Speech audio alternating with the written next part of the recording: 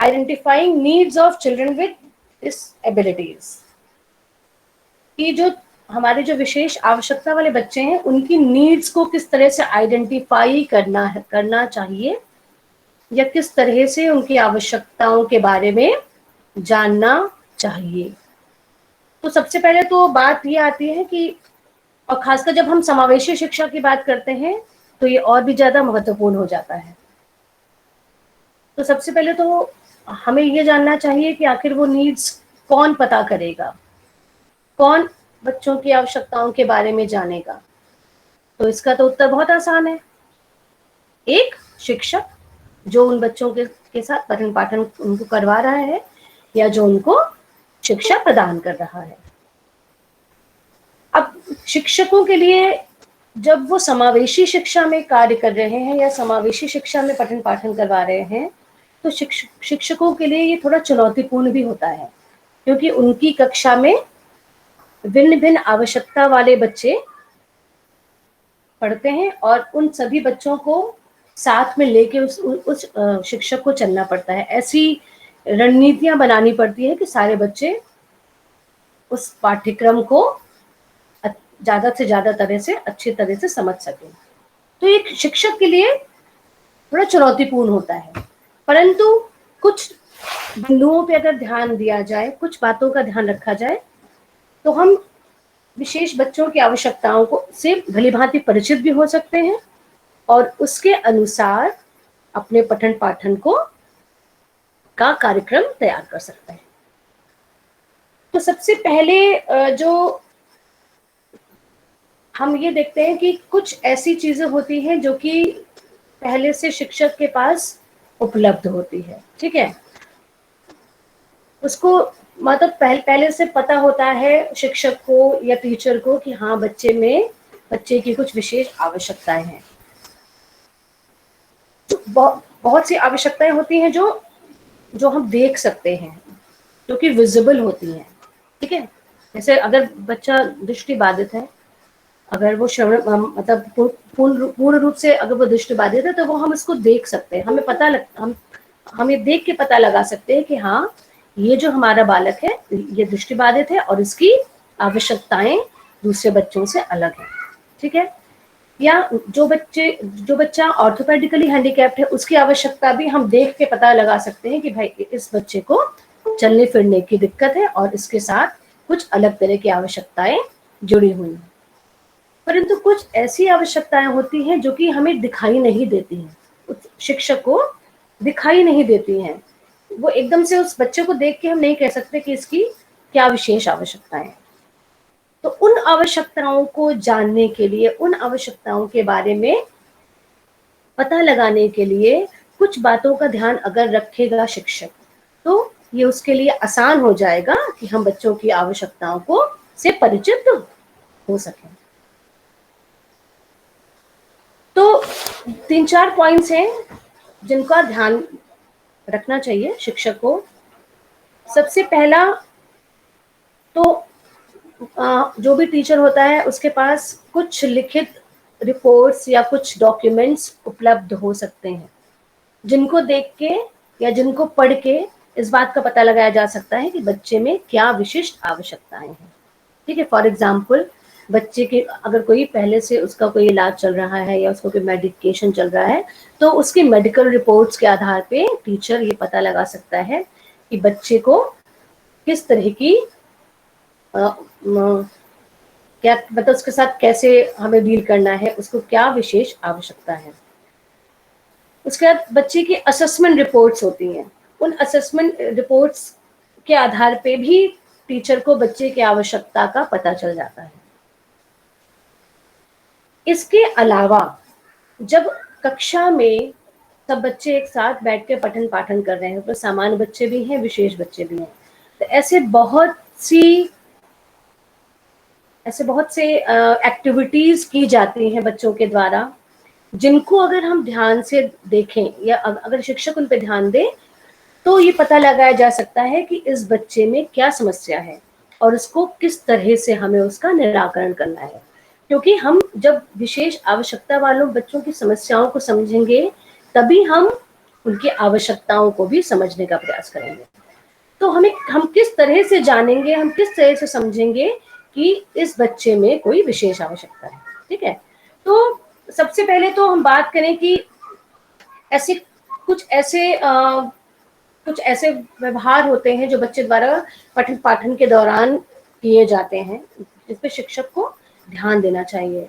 मान लीजिए कोई बच्चा है, ठीक है, वो ब्लैक बोर्ड पे जो चीज शिक्षक लिख रहा है उसको कॉपी नहीं कर पा रहा है ठीक से, उसको लिखने में गलती कर रहा है, अक्षरों को छोड़ छोड़ के लिख रहा है, ठीक है, ब्लैक बोर्ड के पास जाके उसको लिखने का प्रयास कर रहा है और दूर से वो नहीं लिख पा रहा है।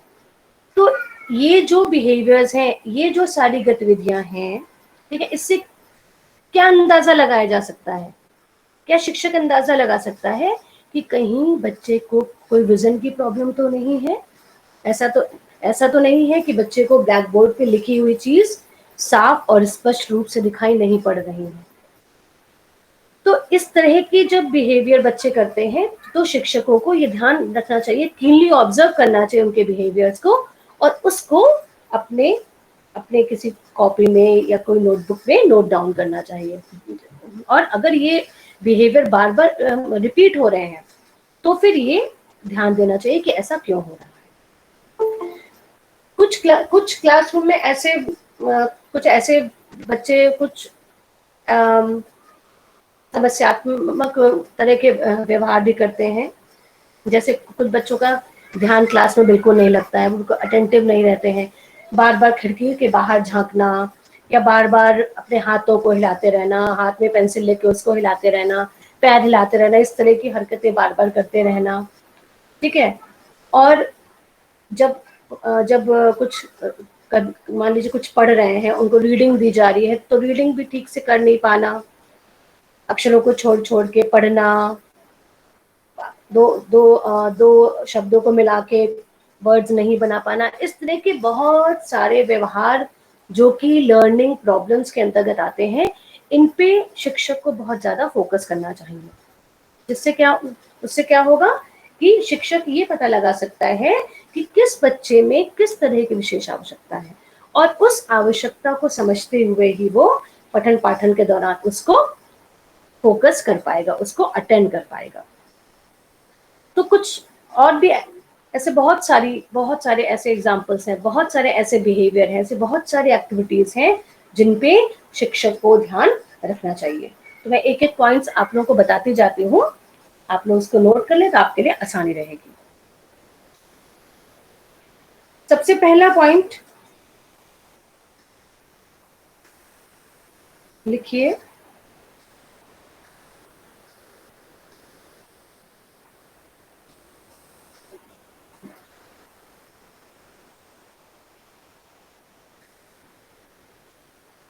बच्चे के गामक कौशल, बच्चे के गामक कौशल,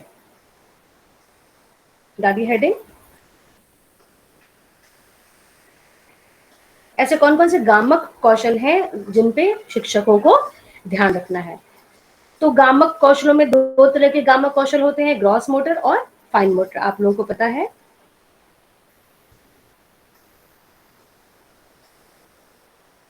तो पहला पॉइंट है कि अगर बच्चा चलते चलते गिर जाता है, अगर बच्चा चलते चलते गिर जाता है, पहला पॉइंट। दूसरा पॉइंट,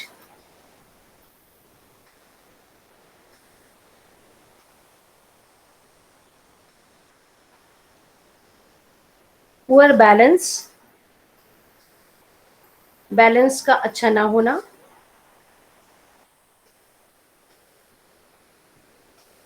थर्ड पॉइंट,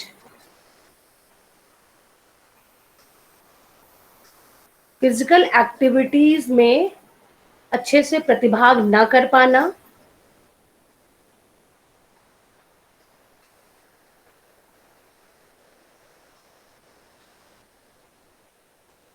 इसके बाद नेक्स्ट पॉइंट,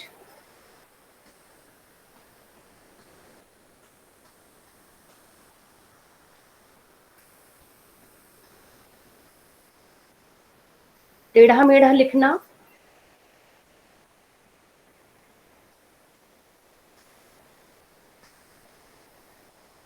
अगला पॉइंट, लिखते वक्त पेंसिल या पेन पे बहुत ज्यादा प्रेशर डालना।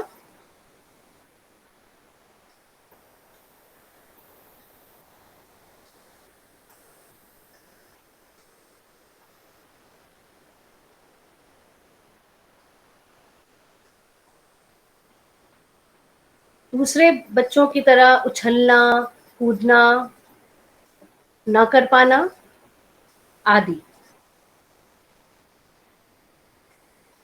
तो ये कुछ ऐसी मोटर स्किल्स हैं, कुछ ऐसे मोटर कौशल हैं, अगर बच्चे को इसमें थोड़ी बहुत आपको लगता है कि बच्चे के अंदर थोड़ा समस्या आ रही है, बच्चा इसको ठीक से नहीं कर पा रहा है, तो आपको इसको या जो भी शिक्षक है उसको अलग से इसको नोट डाउन कर लेना चाहिए। नेक्स्ट जो हमारे स्किल है वो है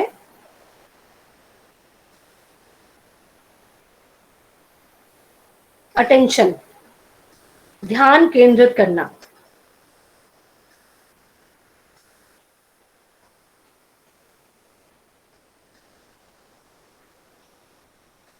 इसमें पहला पॉइंट देखिए, कक्षा से ध्यान इधर उधर भटक जाना।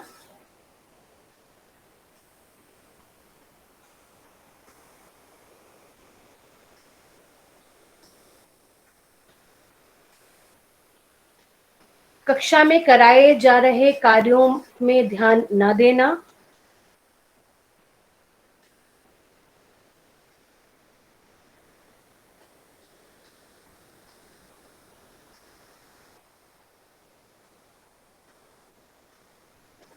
का, कार्य करते हुए छोटी छोटी गलतियां करना।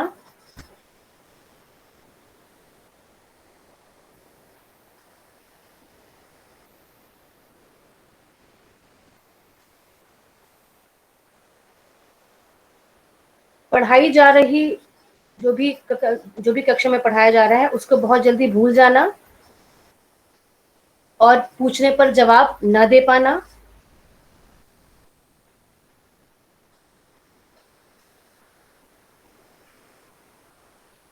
अधूरा कार्य करना, जो भी बच्चों को गृह कार्य दिया जाता है या जो भी क्लास वर्क दिया जाता है उसको कभी भी पूरा ना कर पाना, उसको अधूरा ही छोड़ देना।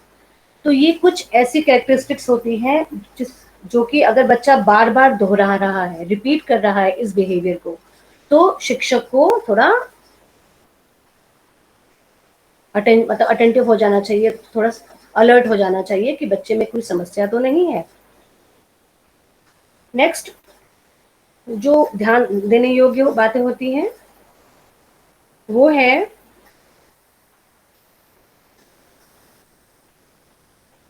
एक्टिविटी, बच्चे के द्वारा किए जा रही गतिविधियां जो क्लास में करता है बच्चा।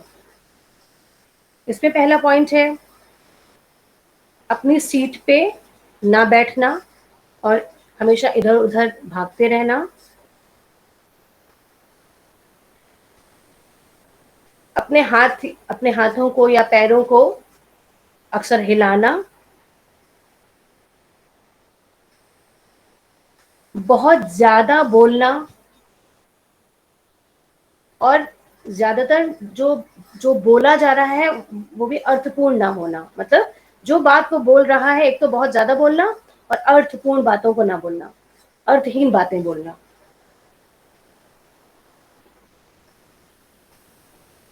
बिल्कुल धैर्य का बिल्कुल बच्चे के अंदर ना होना, बिल्कुल धैर्य ना होना।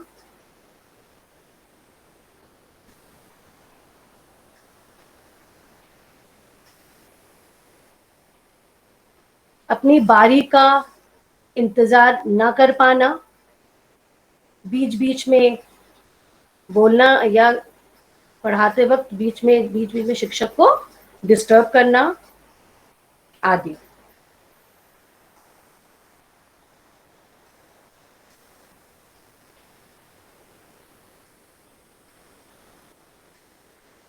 उसके बाद कुछ स्पेशल लर्निंग प्रॉब्लम्स होती हैं जिन पे शिक्षकों को ध्यान देना बहुत आवश्यक होता है।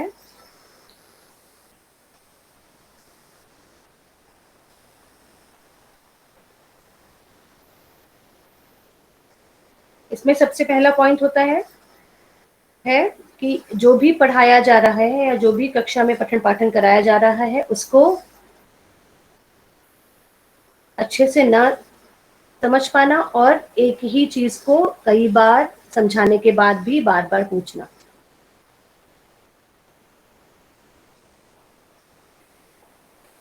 अगर कोई कार्य दिया जा रहा है तो उसे करने में ज्यादा समय लगाना तथा समय से कार्य को पूरा ना कर पाना।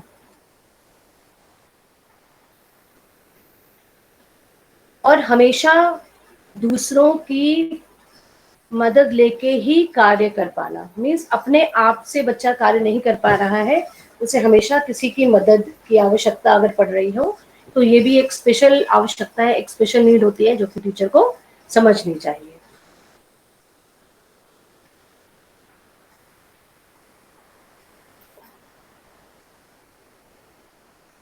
उसके बाद कुछ ऐसी प्रॉब्लम्स होती हैं जो आप लोगों ने पहले भी सुना होगा कि अक्षरों को उल्टा लिखना, जैसे एम को डब्ल्यू लिख देना, ठीक है। और मतलब जो मिरर इमेज होती है, शब्दों को उल्टा लिखना, चाहे जितनी उनको बोला जाए लेकिन वो बार बार शब्दों को उल्टा लिखना। 6 को 4 को 7 बना देना, 7 को 4 बना देना, ठीक है। 3 को उल्टा लिख देना, सी को उल्टा लिख देना, स्मॉल बी को स्मॉल डी बना देना। इस तरह की अगर बच्चा गलतियां बार बार रिपीट कर रहा है तो ये शिक्षक को समझ जाना चाहिए कि उसके अंदर किसी तरह की लर्निंग प्रॉब्लम्स है।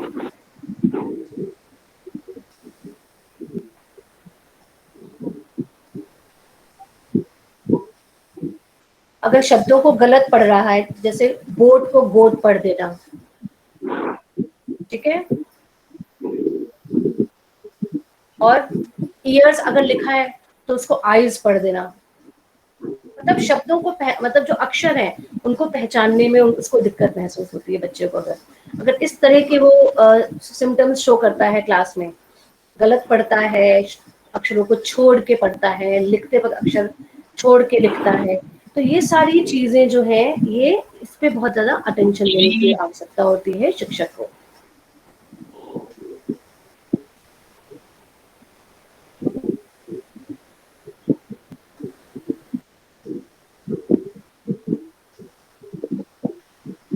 कभी कभी बच्चे में कुछ मतलब जो इस तरह की प्रॉब्लम मैंने बताई आपको, बिहेवियर की प्रॉब्लम्स, लर्निंग की प्रॉब्लम्स, कुछ एक्टिविटीज करना, और एक्टिविटीज करना, इन सब के अलावा कुछ इमोशनल प्रॉब्लम्स भी बच्चों के साथ जुड़ी होती हैं। जैसे उनके अंदर किसी बात को लेके अगर डर बैठा है, वो स्कूल नहीं आना चाहते हैं, ठीक है, स्कूल में उनका मन नहीं लगता है, हो सकता है फैमिली में कुछ ऐसी प्रॉब्लम हो, किसी व्यक्ति से उनको कुछ कुछ उनके मन में किसी व्यक्ति के प्रति डर हो, तो उनके जो इमोशंस हैं उसको भी समझना चाहिए जो शिक्षक होता है कि उस बच्चे के मन में किसी प्रकार का कोई डर तो नहीं बैठा है, उस बच्चे के मन में किसी व्यक्ति या किसी चीज को लेके कोई मतलब कोई ऐसा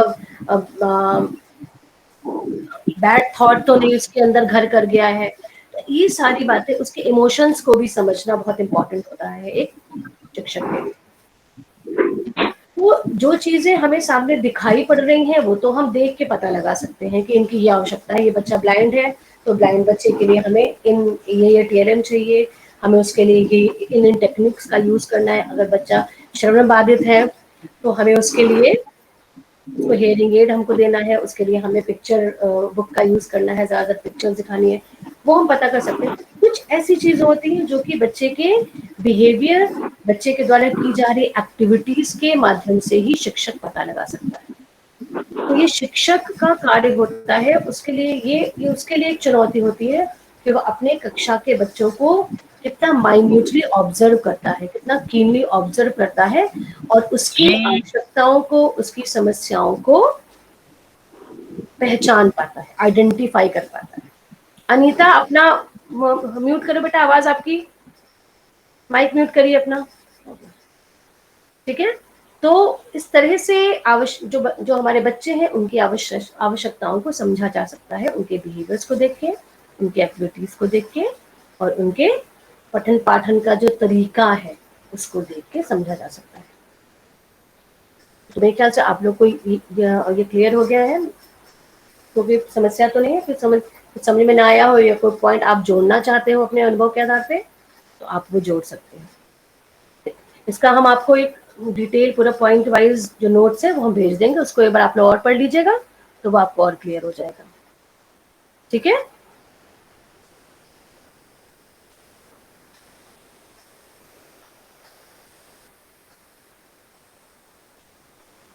किसी को कुछ पूछना है? किसी को कोई समस्या हो, कुछ पूछने का हो, कुछ समझ में नहीं आया हो तो बताइए।